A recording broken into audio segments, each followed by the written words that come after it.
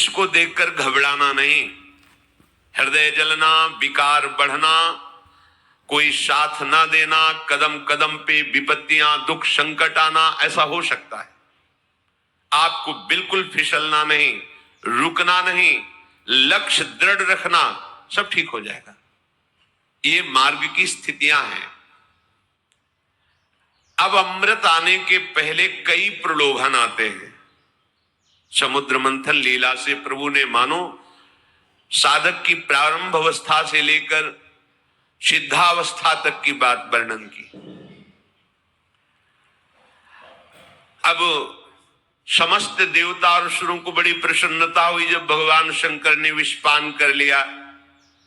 समुद्र मंथन फिर प्रारंभ हुआ तो कामधेनु प्रकट हुई, जो समस्त कामनाओं को पूर्ण करने वाली है।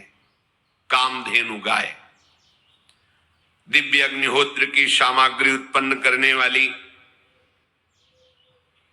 जो भी कामना करो तत्काल पूर्ण कर दे,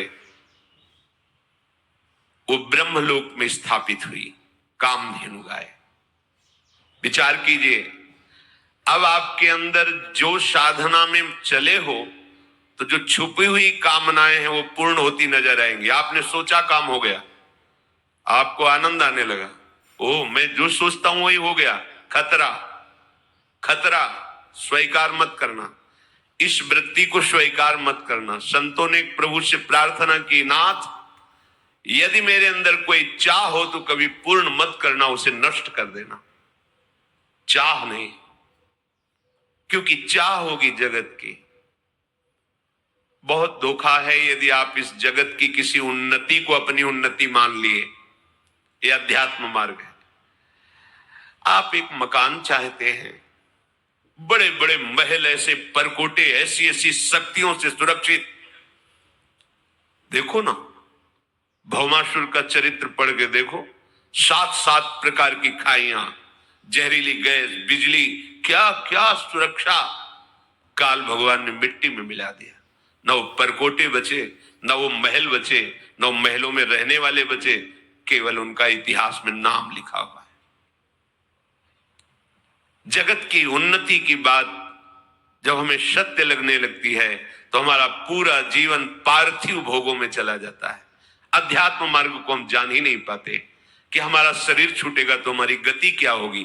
सब जीने की व्यवस्था में पूरी आयु व्यतीत कर देते हैं, लेकिन आयु पूरी होने के बाद क्या व्यवस्था है उसके विषय में सोचते ही नहीं। अध्यात्म वर्तमान को और भविष्य को, दोनों को महामंगलमय बनाता है। साधक की जब साधना अहंकार रहित होने लगती है, अर्थात विष का शमन होने लगता है, तो उसके अंदर दिव्यता आती है। वो जो पदार्थ सोचता है वही मिल जाएगा, व्यक्ति वस्तु का संयोग वही हो जाएगा। जैसा सोचता है वैसा ही होना प्रारंभ हो गया। ये कोई सिद्धि नहीं है, ये कोई लक्ष्य नहीं है, ये लक्ष्य से गिराने वाला है। अगर यहीं रुक गए तो अमृत पद पर नहीं पहुंच पाए अभी। इसीलिए वो कहां स्थापित की गई? ब्रह्मलोक में। अर्थात समस्त कामनाएं ब्रह्म में समर्पित कर दो, प्रभु के चरणों में समर्पित कर दो। मुझे कामनाओं की पूर्ति नहीं, मुझे आप चाहिए। और आप मिल गए तो कौन सी कामना बकाया रह गई। बहुत सावधान। कुछ साधक अपनी इसमें बड़ाई समझते हैं, मैं जो सोचता हूं वही हो जाता है। ये बड़ाई नहीं, धोखा है तुम्हारे साथ। तुम अपने साथ धोखा कर रहे हो, अपने भजन को खर्च कर रहे हो जो भगवत प्राप्ति के लिए, और ये करते करते तुम्हारा उत्साह नष्ट हो जाएगा। तुम सत्य संकल्प कर ही नहीं पाओगे भगवत प्राप्ति का। इसलिए कामनाओं की पूर्ति पे जलन होनी चाहिए। तुम्हारी इच्छा हुई तत्काल कामना की पूर्ति नजर आ रही तो तुम्हें भयभीत हो जाना चाहिए। प्रभु क्या आप देख नहीं रहे हो? नाथ, एक कामनाओं की पूर्ति रूपी वृत्ति हमें परमार्थ से हटा देगी। ऐसा कभी नहीं होना चाहिए।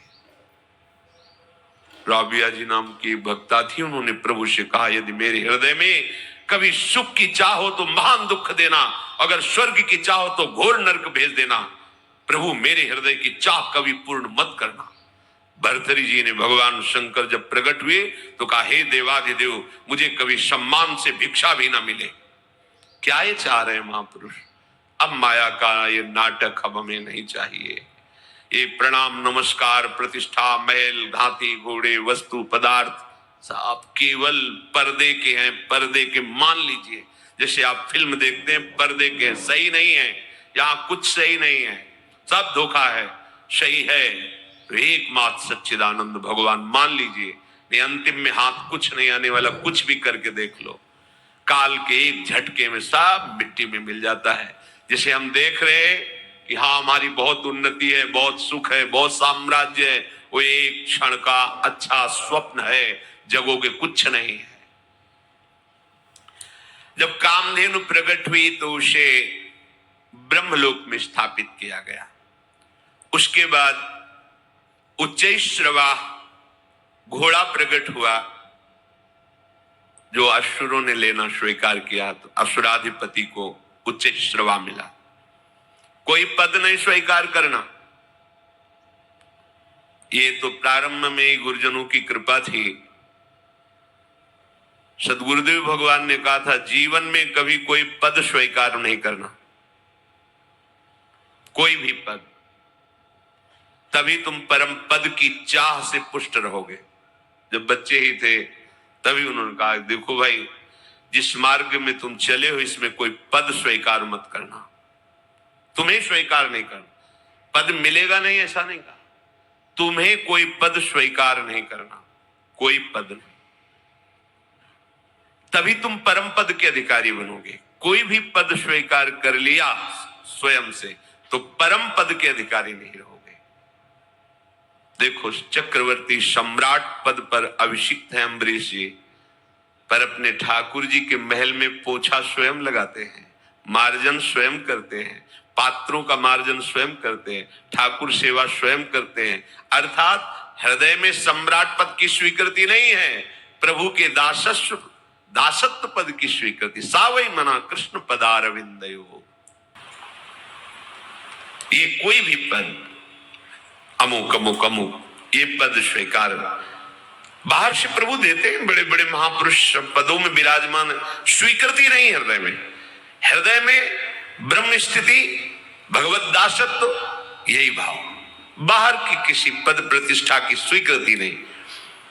पूज्य मामा जी महाराज बक्सर वाले, उस समय संन्यास वेश में हम काशी में ही घाटों में रहते थे, तो युगल किशोर के गुरुदेव हैं, तो उन्होंने कहा आज बहुत बड़ी सभा है और वहां हमारे पूज्य मामा जी का अग्र पूजा सर्वश्रेष्ठ सम्मान दिया जाएगा। काशी विद्वानों की नगरी, संतों की नगरी है, बहुत से संत महात्मा सन्यासी जन विद्वान जन आए, बहुत बहुत भीड़ लगी थी। मामा जी को जो मंच बना था विराजमान करके अभिषेक किया गया, और जब मामा जी को कहा गया आप दो वचन बोलिए, निहाल कर दिया, आंखों में आंसू थे, और उन्होंने कहा जैसे मां अपने पुत्र को सजा करके गोद में बैठा कर दुलार करती है, ऐसे आप सब काशीवासी महापुरुष जन मुझ अधम को जो पुत्रवत दुलार कर रहे हैं, इससे मुझे पता चल गया कि मेरे प्रभु मुझे अपने चरणों में स्वीकार किए हुए हैं। क्योंकि आप सब गुरुजन हैं, आप सब हमारे वात्सल्य समुद्र प्रभु के स्वरूप हैं, और मुझ अधम को स्वीकृति कहां है? कोई भी एक शब्द कहीं उस सम्मान की स्वीकृति का नहीं था। और जब उतरे तो साष्टांग दंडवत पूरी सभा को किया। आश्चर्य, ऐसे महामहिम स्वरूप में स्थित होती हुई कोई स्वीकृति नहीं उस सम्मान की। हमारे प्रभु श्री कृष्णचंद्र जी राजसूय यज्ञ में अग्र पूजा हुई, और जब प्रभु सेवा का विभाजन किए तो सबको सब सेवा देने के बाद आपने सेवा ली आए हुए समस्त राजाओं के चरण धोने की। आश्चर्य की बात, जिनके चरणों का ध्यान स्वयं भगवान शंकर ब्रह्मादि करते हैं। ध्येयम सदा परिभवग्नम अभीष्ट दोहम तीर्थास्पदम शिव विरंचि नुतम शरण्यम, वो भगवान सबके चरण धो रहे हैं। कहां स्वीकृति हुई अग्र पूजा की? भगवान ने अपने को अग्र पूजा का अधिकारी सबने माना, सबने किया, पर भगवान ने स्वीकृति कहां दी कि हम तो सबके चरण सेवक हैं। कौन है ये? भगवान है। क्या दिखा रहे? भगवान का दास कैसा होगा? फिर जब स्वामी का स्वभाव ऐसा है तो दास का स्वभाव कैसे होगा? ऐसा कैसे हो सकता है कि वो किसी अहम जनित पद को स्वीकार करे? फिर चंद्रमा के समान श्वेत वर्ण का जो उच्च श्रवा मिला वह असुराधिपति ने स्वीकार किया, क्योंकि भगवान ने सिखा दिया था देवताओं को कि जब तक हमारा इशारा ना हो तब तक किसी भी वस्तु के लेने के लिए आग्रह मत कर देना। यहां भी ध्यान दीजिए, कोई भी रिद्धि सिद्धि प्रभाव सम्मान स्वीकार मत कर लेना। और भगवान का इशारा है तो उनके इशारे पे रहना तुम। बस महलों में रखे चाहे झोपड़ी में बास दे, कोई तुम्हारा बाल बांका नहीं कर सकता। तुम मत चाह कर लेना, भगवान का इशारा है, जय जय हो रही। भगवान का इशारा है, फुटपाथ में बैठे भिक्षा मांगकर उदर पोषण करके नाम जप कर रहा है। वो दोनों स्थिति में समान है, क्योंकि वो प्रभु में है, ना कि बाहरी परिस्थिति स्थिति में है। फिर समुद्र मंथन प्रारंभ हुआ। इरावत नाम का महामहिम श्रेष्ठ गजराज प्रकट हुआ। बड़े ही सुंदर उज्जवल 4 दांत बाहर निकले हुए, मानो जैसे कैलाश पर्वत ही प्रकट हो गया। कैलाश पर्वत बहुत श्वेत वर्ण, एकदम श्वेत वर्ण का विशाल काय गजराज इरावत हाथी। उसको देवराज को प्रदान किया गया, क्योंकि उच्च श्रवा असुराधिपति को तो देवाधिपति देवराज इंद्र को एरावत। फिर कौस्तुभ मणि निकली। कौस्तुभ मणि को देखते ही सबने स्वीकार किया कि ये अजित भगवान के हृदय पर विराजमान। कौस्तुभ मणि श्री भगवान ने धारण कर ली अपने हृदय में। इसके बाद कल्प वृक्ष प्रकट हुआ। कल्प वृक्ष जैसी इच्छा करोगे वैसी ही रचना तुमको प्राप्त हो जाएगी, जो चाहोगे, पर भगवान की प्राप्ति नहीं करा सकता। इसीलिए कहा वृंदावन की लता सम कोटि कल्प तरुणाई। देखो ये जो कुछ भी है प्रभु के बिना सब शून्य है, इतनी बात मान लो। जो भी है, चाहे यहां से लेकर ब्रह्मलोक तक जो भी, अगर तुम्हारे जीवन में प्रभु नहीं तो सब जीरो है। कहीं भी जाओ भटकना ही भटकना है। खूब शास्त्रों का स्वाध्याय करके बचपन से देखा है। एकमात्र भगवान का भजन है तो सब ब्रज भाषा में चकाचक है। अगर भजन नहीं है तो कोई भी पदवी, कोई भी सिद्धि, कोई भी वस्तु पदार्थ सब माया का खेल है। पक्का समझ लो, विश्राम नहीं है। ये सब स्वर्ग में विराजमान। कल्प वृक्ष भी इसलिए कह रहे हैं कि देखो कल्प वृक्ष भी स्वर्ग में विराजमान।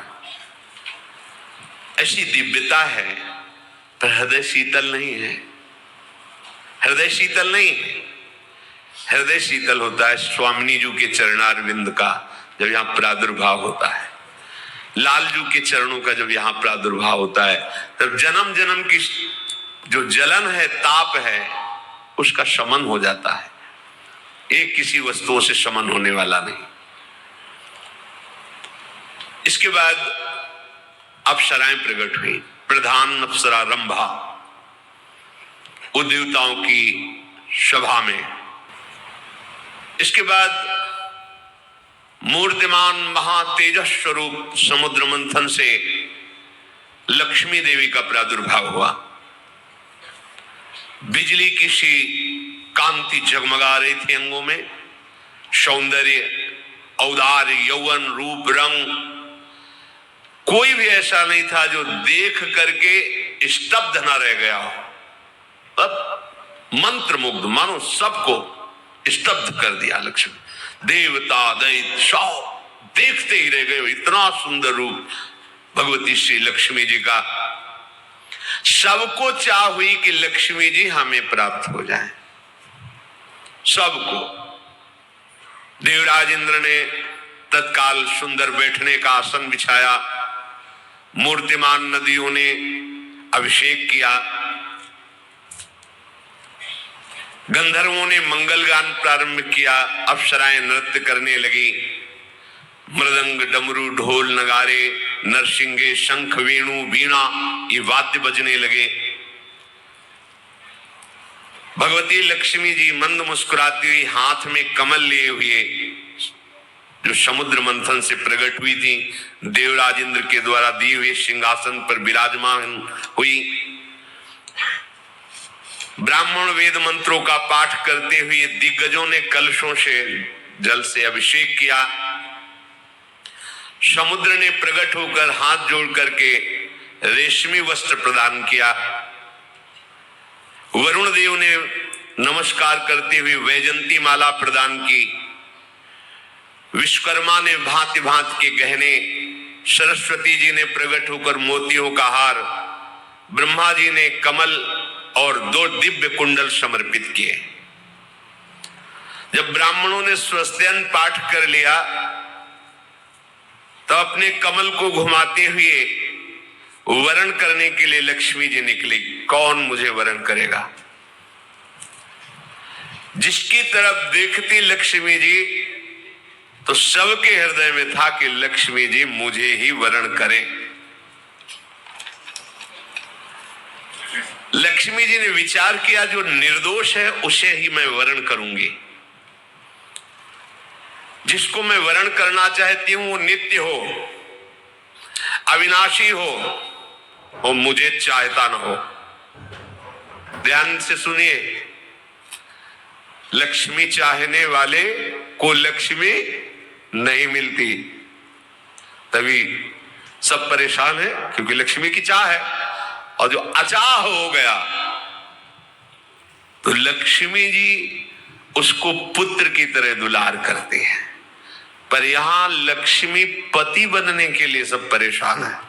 नहीं, मायापति हूं, अबे लक्ष्मीपति, करोड़पति, अरबपति, खरबपति, इससे चैन नहीं है।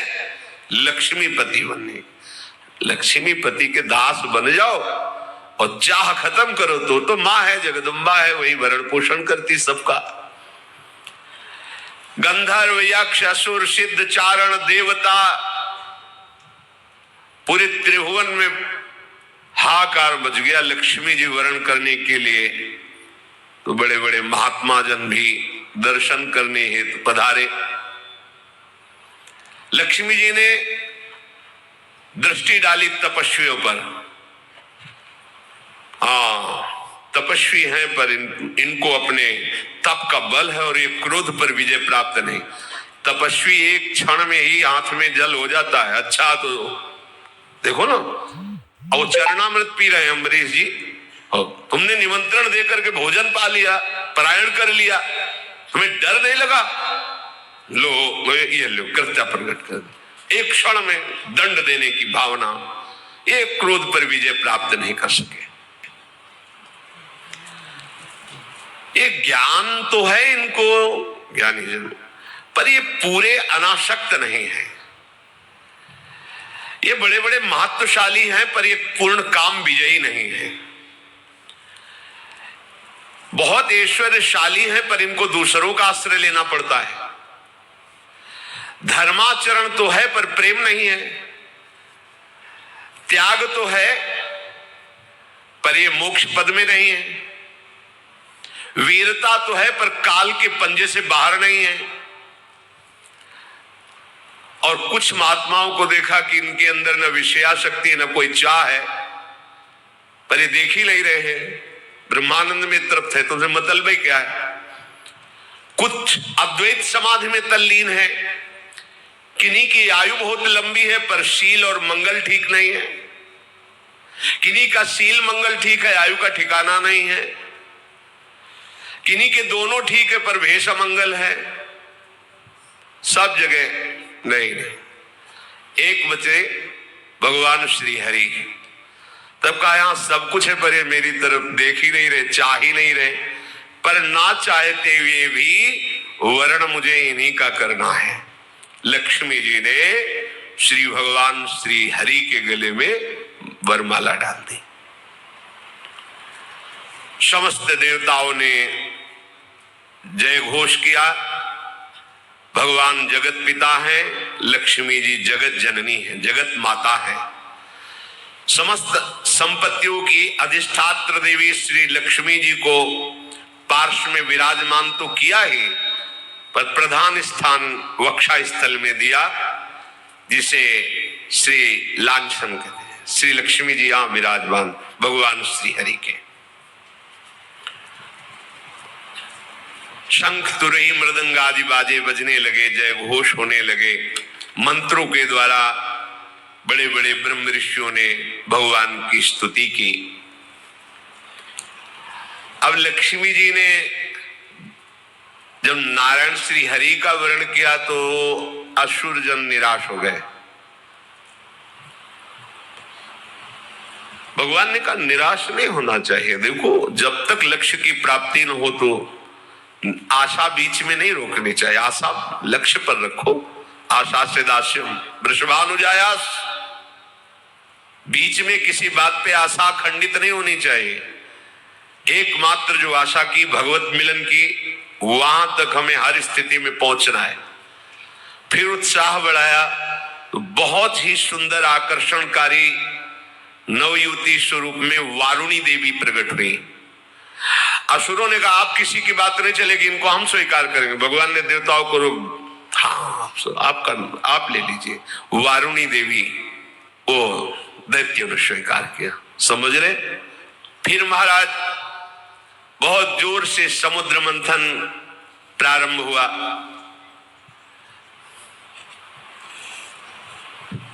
हलाहल विष, कामधेनु गाय, उच्च श्रवा घोड़ा, एरावत हाथी, कौस्तुभमणि, कल्पवृक्ष, रंभा प्रधान और अन्य अप्सराएं, देवी लक्ष्मी जी, वारुणी और पारिजात वृक्ष और चंद्रमा का भी प्रादुर्भाव समुद्र मंथन से हुआ। पांचजन शंख का भी प्रादुर्भाव समुद्र मंथन से हुआ।